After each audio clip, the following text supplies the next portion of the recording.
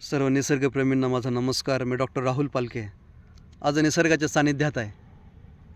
या प्रसंगी W.H. Davis यांच्या लेझर या कवितेची आठवण होते. आधुनिकता आणि मानवी मूल्ये यांचा विचार करताना what is this life he full of care, we have no times to stand and stare या कवितेच्या ओळी ओठावर येतात. मग या निसर्गाच्या अवनतीला जबाबदार कोण आहे, हाही प्रश्न समोर येतो. या प्रसंगी पक्षी दूरप्रवासाची साक्षी ही कविता आपणासमोर प्रस्तुत करीत आहे. मानसे आता बेरकी झाली, माणुसकीलाच पोरकी झाली. मानसे आता बेरकी झाली, माणुसकीलाच पोरकी झाली. हवेच्या झोक्यावर हवा करू लागली, हवेच्या झोक्यावर हवा करू लागली. हवेची किंमत मात्र शून्य झाली, हवेची किंमत मात्र शून्य झाली.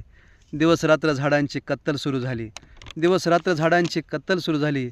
मानसे आता बेरकी झाली, मानसे आता बेरकी झाली. निसर्गाने सजलेली महानगरी, निसर्गाने सजलेली महानगरी लंकेची पार्वती झाली.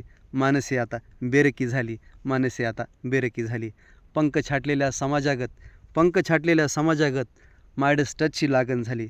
पंख छाटलेल्या समाजागत मायडस टचची लागण झाली. मानसे आता बेरकी झाली, मानसे आता बेरकी झाली. पक्ष्यांची दुनिया हवेतच विरली, पक्ष्यांची दुनिया हवेतच विरली.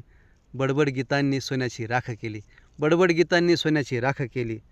मानसे आता बेरकी झाली, मानसे आता बेरकी झाली. उरली सुरली कसर, उरली सुरली कसर भरली, उरली सुरली कसर भरली. नक्राश्रूने घागर भरली, नक्राश्रूने घागर भरली. पक्ष्यांनी माणसांना आता साद दिली, पक्ष्यांनी माणसांना आता साद दिली. रिंगणात ती जमू लागली, रिंगणात ती जमू लागली. साने गुरुजींची त्यांना आठवण झाली, साने गुरुजींची त्यांना आठवण झाली. दूरप्रवासाचे ते साक्षीदार झाले, दूरप्रवासाचे ते साक्षीदार झाले. धन्यवाद.